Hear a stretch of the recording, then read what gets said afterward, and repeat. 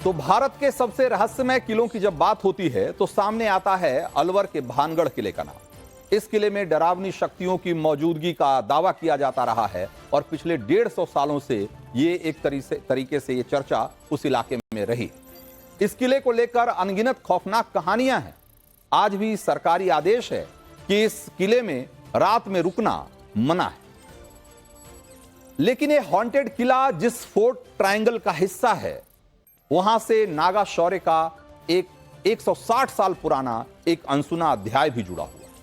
इस अध्याय में नागा सन्यासी बालानंद की बनाई बैरागी नागा सेना की वीरता की भी कहानी है और उससे जुड़े हुए बलिदान की भी एक अद्भुत कहानी। जब 2000 छापामार नागा योद्धा 10,000 सैनिकों वाली सेना पर भारी पड़े थे, वो कहानी इसी किले से जुड़ी थी। तो सन 1864 की बात है जब अजबगढ़ की लड़ाई हुई थी और ये वाकया बहुत दिलचस्प है। तस्वीरों में अभी आप जो देख रहे हैं ये उसी अजबगढ़ किले की तस्वीर है जो अब राजस्थान के अलवर जिले में पड़ता है। यह किला पहाड़ी पर बना हुआ है और वहीं पहाड़ी की तराई में बहुत सारे गांव मौजूद हैं। इस इलाके की आबादी इतनी कम है कि अजबगढ़ की पहचान एक हॉन्टेड प्लेस की बन गई है, एक डरावने स्थान की बन गई। इसका जो झिंझाड़ गांव है अजबगढ़ के पास का, उसके बाद ऐसा बताया जाता है कि जो अजबगढ़ की लड़ाई हुई थी उसके बाद से पूरा इलाका वीरान होने लगा और इस इलाके में लोगों ने एक तरीके से इस इलाके से पलायन करना शुरू कर दिया।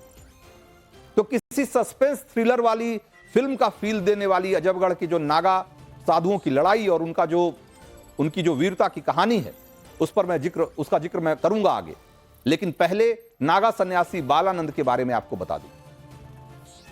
राजपूत परिवार से आने वाले बालानंद रामानंदी संप्रदाय के नागा सन्यासी थे और उन्होंने 1729 में वृंदावन में शस्त्रधारी बैरागी संतों की 52 गद्दियों और 3 अन्य अखाड़ों को एक तरीके से एकजुट किया था। और औरंगजेब ने जब मंदिरों को तोड़कर मूर्तियों को खंडित करने का अभियान चलाया था, तब बालानंद के आदेश पर नागा सन्यासियों ने मथुरा वृंदावन से भगवान की मूर्तियों को, उनके विग्रह को सुरक्षित बचाकर राजस्थान के अलग अलग इलाकों में पहुंचाया था। इस पराक्रम के बाद संत बालानंद को राजस्थान के 5 बड़े राजघरानों ने अपना गुरु मान लिया। उसमें जयपुर, अलवर, उदयपुर, जोधपुर ये सारे राजघराने शामिल थे। बालानंद की नागी बैरागी सेना इतनी बड़ी और इतनी ताकतवर थी कि बाद में राजस्थान के इन 5 राजघरानों ने मुगलों के खिलाफ लड़ाई में इनकी मदद ली और इनकी मदद से कई बड़ी लड़ाइयां जीती भी। जयपुर के चांदपोल में आज भी संत बालानंद की छावनी और मठ है, जहां उस इतिहास से जुड़े दस्तावेज आज भी मौजूद हैं। तो सन 1864 से 130 साल पहले सन्यासी बालानंद ने राजस्थान में फैले 8 से ज्यादा वैष्णव और बैरागी संप्रदाय के सन्यासियों को एकजुट कर लिया था और जयपुर के मठ में उन्हें हथियारों की ऐसी ट्रेनिंग दी कि उन्हें एक जबरदस्त योद्धा में तब्दील कर दिया था। जयपुर और भरतपुर में बालानंद की सेना के हथियारों के भंडार थे और इन सन्यासी योद्धाओं का प्रभाव इतना ज्यादा था कि उस इलाके के कई राजा इसे स्वीकार नहीं कर पा रहे थे, इसे पचा नहीं पाते थे। तो सन 1864 में अजबगढ़ की युद्ध की कहानी इन्हीं सारी घटनाओं से और इसी सारी पृष्ठभूमि से जुड़ती है। संत बालानंद के बाद उनकी गद्दी पर बैठे उनके शिष्य गोविंदानंद ने जब वहां उन्होंने एक तरीके से अपना प्रभाव जमाना शुरू किया, तो उस समय तक जयपुर में अंग्रेजों का पूरी तरीके से नियंत्रण हो चुका था और बालानंद की नागा सेना पर नकेल कसने के लिए अंग्रेजों ने तब अलवर के राजा रहे राम सिंह से मदद मांगी। नागा सन्यासियों पर इसी तरह की कई और पाबंदियां लगा दी गई थी कि ताकि उनका प्रभाव बढ़े नहीं।